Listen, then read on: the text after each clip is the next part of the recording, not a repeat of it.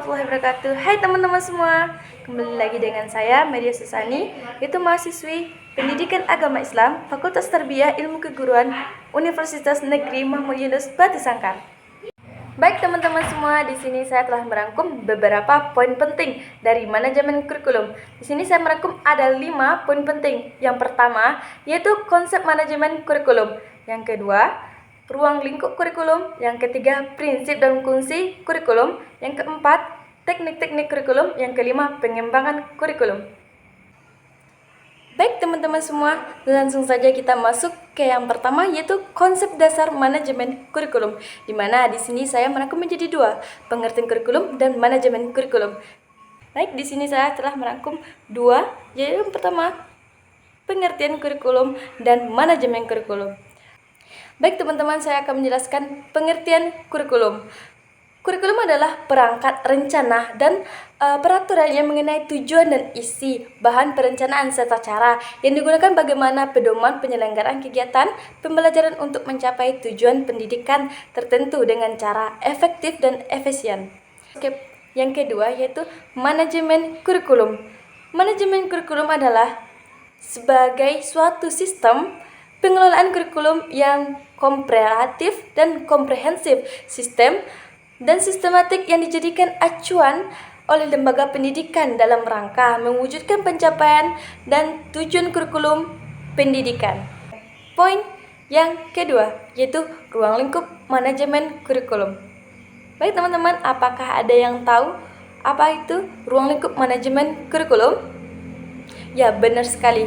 Menurut pakar para ahli, yaitu Rusman, pada tahun 2011, pada bukunya halaman 419 menjelaskan manajemen kurikulum merupakan bagian dari integral terbagi menjadi 2, yaitu kurikulum diangkat satuan pendidikan KTSP. Yang kedua, manajemen yang berbasis sekolah MBS. Baik teman-teman semua, langsung saja kita masuk ke poin yang ketiga, yaitu prinsip dan fungsi kurikulum. Nah, di sini saya sudah merangkum ada 5 prinsip kurikulum. Yang pertama yaitu produktivitas, yaitu pertimbangan bagaimana agar peserta didik dapat mencapai hasil belajar yang sesuai dengan tujuan kurikulum yang harus menjadi saranan manajemen kurikulum. Yang kedua yaitu produktivisasi, yaitu demokrasi yang mendapatkan pengelolaan dan pelaksanaan yang subjektif, didik pada sosialisasi yang seharusnya dalam pelaksanaan tugas dengan penuh menjawab untuk mencapai tujuan kurikulum. Baik teman-teman, kita akan masuk ke poin yang ketiga, yaitu komparatif. Untuk pengelolaan hasil yang diharapkan dalam kegiatan manajemen, kurikulum perlu adanya kerjasama yang positif dari berbagai pihak yang terlibat. Oke teman-teman, yang keempat yaitu konvektivitas. Rangkaian kegiatan manajemen kurikulum harus dipertimbangkan secara efektivitas dan efisien untuk mencapai tujuan kurikulum, sehingga kegiatan manajemen kurikulum tersebut memberikan hasil yang berguna dengan biaya tenaga yang diusahakan. Baik teman-teman, kita masuk kepada poin yang kelima, yaitu mengarahkan kepada visi dan misi. Dalam proses pendidikan, dulu pernah dilaksanakan manajemen kurikulum memberikan hasil kurikulum yang efektif, efisien, dan optimal dalam memberdayakan berbagai sumber daya maupun komponen kurikulum. Baik teman-teman, kita masuk ke bagian fungsi manajemen kurikulum. Apakah teman-teman ada yang tahu berapa fungsi dari manajemen kurikulum ini? Ya, benar sekali. Di sini saya juga merangkum 4 fungsi dari manajemen kurikulum. Yang pertama yaitu perencanaan kurikulum, menentukan tujuan pendidikan, menetapkan konten atau materi pembelajaran, dan merancang struktur serta metode pengajaran yang akan digunakan. Dan ini mencakup penyusunan silabus dan alokasi waktu untuk setiap mata pembelajaran. Kita masuk ke poin yang kedua, yaitu implementasi kurikulum. Mengimplementasikan rencana kurikulum yang telah disusun dalam proses pembelajaran ini melibatkan pengorganisasian sumber daya, penyediaan fasilitas, dan pelatihan agar mereka mampu melaksanakan kurikulum tersebut dengan secara efektif dan efisien. Baik teman-teman, kita masuk ke poin yang ketiga, yang dimana evaluasi kurikulum, yaitu mengukur dan menilai efektivitas kurikulum yang telah diimplementasikan. Evaluasi ini berdasarkan hasil evaluasi dan feedback dari berbagai pihak. Pengembangan ini penting untuk memastikan bagaimana kurikulum tetap relevan dengan pengembangan ilmu pengetahuan dan kebutuhan permasyarakatan.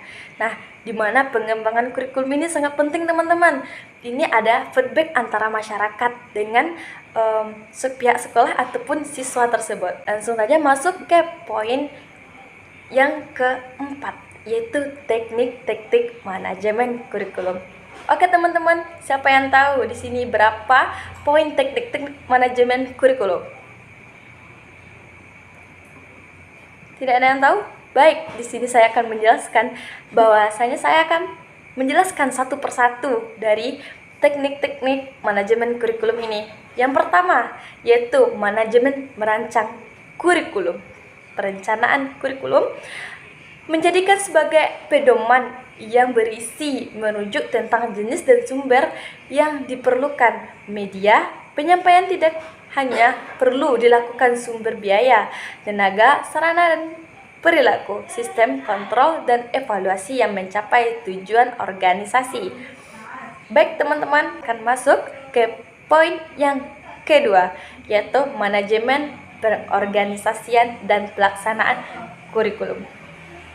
Baik, di sini saya akan menjelaskan apa itu manajemen perorganisasian, yaitu manajemen perorganisasian dan pelaksanaan kurikulum adalah berkenaan dengan suatu tindakan yang berhubungan dengan perincian dan berbagai semua tugas yang memungkinkan pelaksanaan dalam manajemen pelaksanaan kurikulum bertujuan supaya kurikulum dapat berjalan dengan lancar dan efektif dan efisien, yang seperti yang kita inginkan pada saat ini.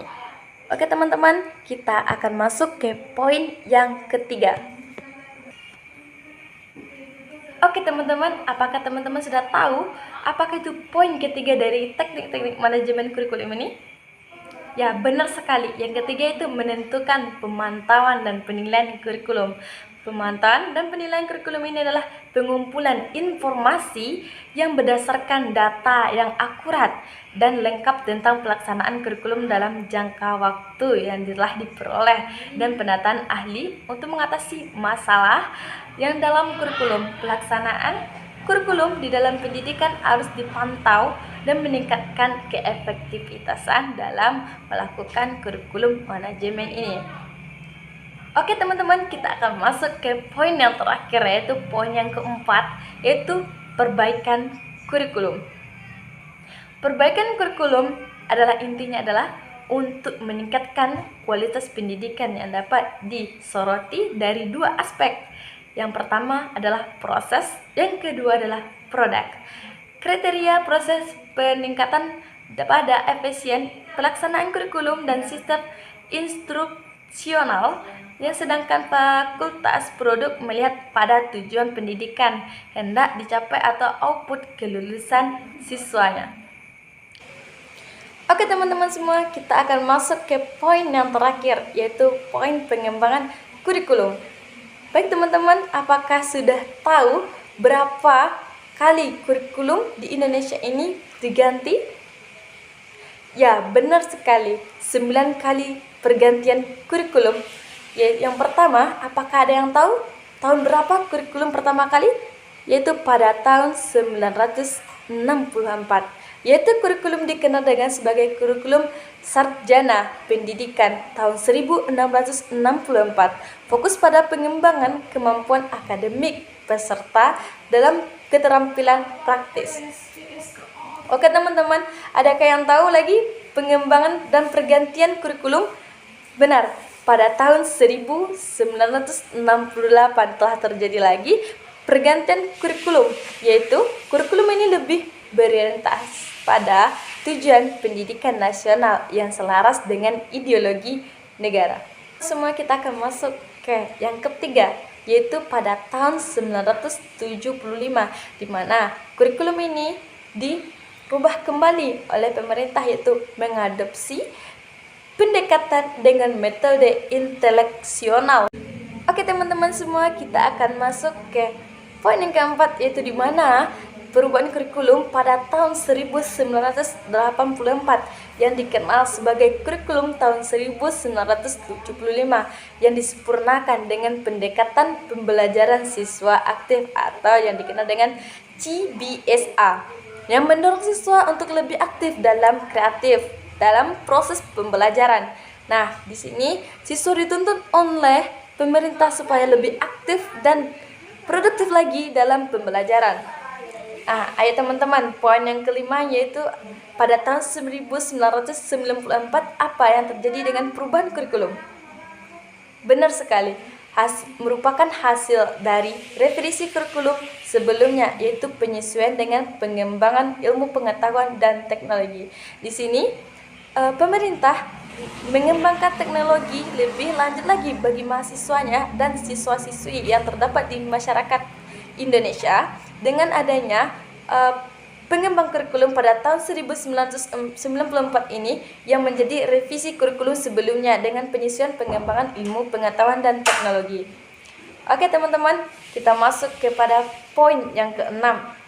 Apakah teman-teman tahu dengan poin pada tahun 2004 ini perubahan kurikulum? Ya, teman-teman tidak tahu ya. Baik, di sini saya akan menjelaskan, yaitu poin pada 2004 ini adalah berfokus pada pengembangan kompetensi. Pengembangan pada kompetensi siswa dalam aspek kognitif, efektif, dan psikomotif, pengelolaan yang berbasis pada pencapaian potensi tertentu yang membuat peserta didik semakin aktif dalam pembelajaran. Poin yang ketujuh, di mana poin ini yaitu pada tahun 2006 kurikulum kembali dirubah menjadi memberikan kewenangan kepada sekolah untuk membedakan kurikulum sesuai dengan kondisi dan kebutuhan lokal. Pendekatan yang mengidentifikasi dengan sekolah memiliki kebebasan untuk mencari materi pembelajaran. Baik teman-teman, sampai di sinikah kita pengembang kurikulum? Tentu saja tidak. Masih ada lagi pengembangan kurikulum pada tahun 2013, di mana pada tahun 2013 ini bertujuan untuk menghasilkan kelulusan yang persiapan menghadapi tentang abad 21 yang mengembangkan aspek pengetahuan dan keterampilan sikap. Di sini siswa-siswi masyarakat Indonesia diperintahkan untuk menyampaikan pengetahuan dan keterampilannya dalam melakukan segala sesuatu yang menghasilkan kelulusan yang lebih baik dan lebih bagus lagi ke depannya, yaitu dengan menggunakan pengetahuan, keterampilan, dan sikap mereka. Baik, kita masuk ke tahap yang terakhir, yaitu pada tahun 2019. Tahukah Anda pada tahun 2019 ini? Belum? Baik, saya akan menjelaskan perubahan kurikulum pada tahun 2019 ini, yaitu penyempurnaan dari kurikulum 2013 yang menekankan bahwa pendidikan karakter dan pengembang kompetensi pada abad 21, pengelolaan yang difokuskan pada pengembangan literasi, cara membaca dan numerasi serta keterampilan berpikir kritis, kreatif, komunikatif, dan kolaboratif. Baik teman-teman, apakah teman-teman sudah mengerti dan paham apa itu manajemen kurikulum? Baik teman-teman semua, di sini saya telah menjelaskan secara rinci dan singkat tentang apa itu manajemen kurikulum, pendidikan karakter dan pengembang kompetensi pada abad 21, pengelolaan yang difokuskan pada pengembangan literasi, cara membaca dan numerasi serta keterampilan berpikir kritis, kreatif, komunikatif, dan kolaboratif. Baik teman-teman semua, dengan berakhirnya penjelasan saya tentang kurikulum 2019 ini, maka berakhir pula penjelasan saya tentang manajemen kurikulum. Semoga ilmu yang saya sampaikan ini bermanfaat bagi teman-teman semua. Baik, saya sudahi dengan Assalamualaikum warahmatullahi wabarakatuh.